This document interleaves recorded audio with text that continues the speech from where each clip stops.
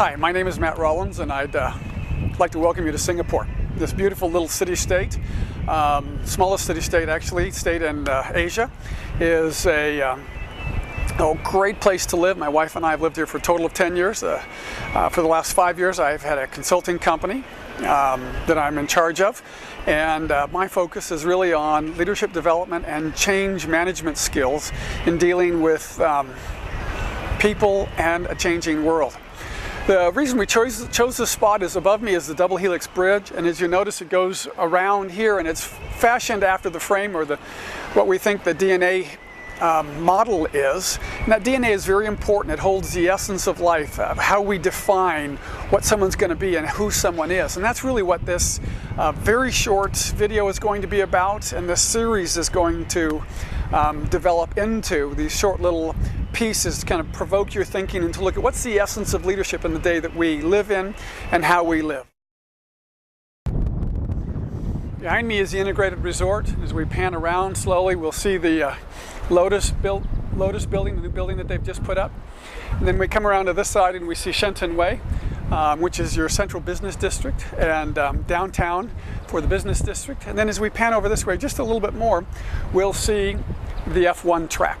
And that is an area of interest for us today. So let's go closer there.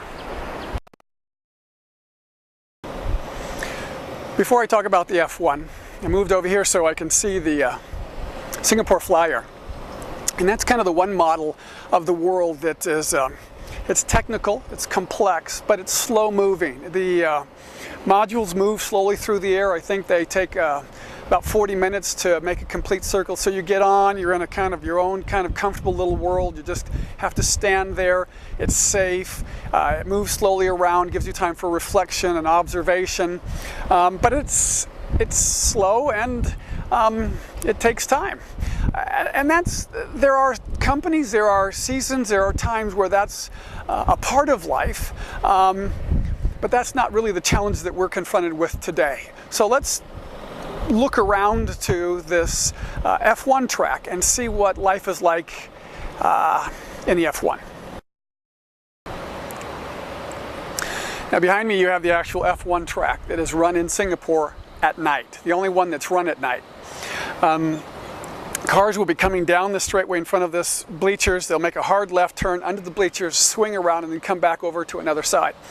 Now this is a far more complex environment in which leadership and decisions have to be made. It's not the flyover, it's not the slow technical, but this is speed, raw speed, where you've got all the variables of mechanics and stabilizers, exhaust, fuel, rubber, the tires, it's a complex world. Then you've got drivers that are going around for 62 laps, 23 turns, this 5K, and they're hitting some of these turns with 5 Gs, which means if their head weighs 5 pounds times 5 Gs would give them a 25-pound weight on top of their head being thrown back and forth as they hit these different turns. Some of the straights going 200 miles an hour, and then hard brakes where they're thrown to a stop, and then acceleration. And then they've also got to keep aware of competitors who are trying to pass in certain spots. They've got to be watching road conditions and all of the different variables that are going on. This is a more complex world. This is a very technically complex environment where leadership has to be made much faster, where the decisions are, you've got computers crunching data being sent back from the car.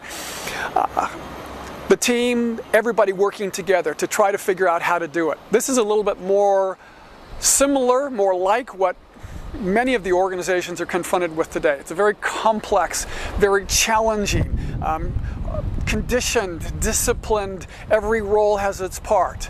And this is the environment that we find ourselves in. This is no small challenge, but to a degree it's manageable. Everybody's playing on the same court, on the same track. Everybody's working in the same way with the same conditions. So it's a more managed complexity, but very technical. There's one more area we want to add or look at that's absolutely vital, that is really the focus of, I think, the biggest challenge for all of us. And let's shift to that now.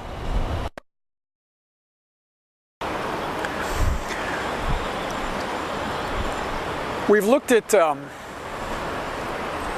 a slow flyover, moving, giving people reflection time, simple but complex.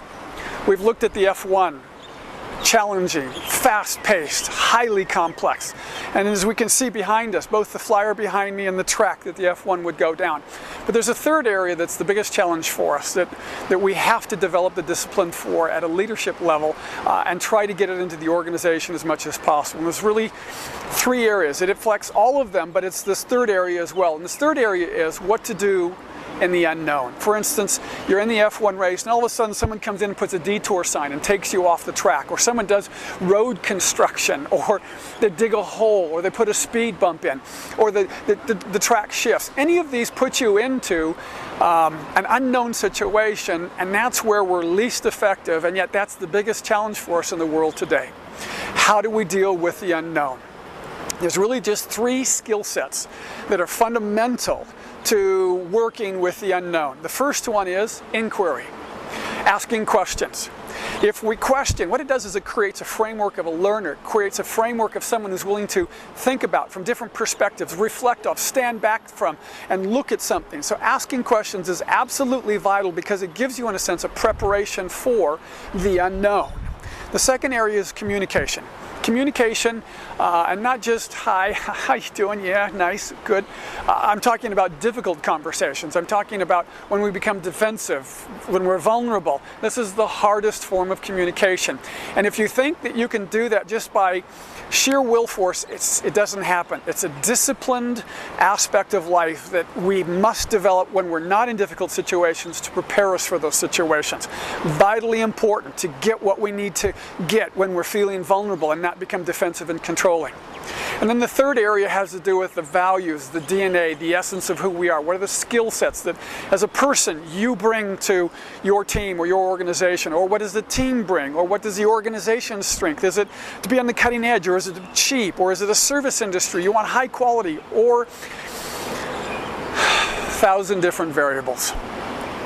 But knowing yourself, knowing what is the DNA of what makes you you, what gives you value to the people that you serve or you interact with, is what will allow you to deal with the unknown the best. So the three areas are absolutely vital. Develop a culture of inquiry, learning, engaging, difficult conversations where we can talk about difficult things, where we can explore meaning sets, draw from the pool of meaning in our relationships at a deeper level and build a better quality of life. And then third, knowing who we are, knowing how, what strengths we bring, and how we can work together with those strengths as a team with individual expressions, communicating while giving the freedom and a safe environment to ask questions.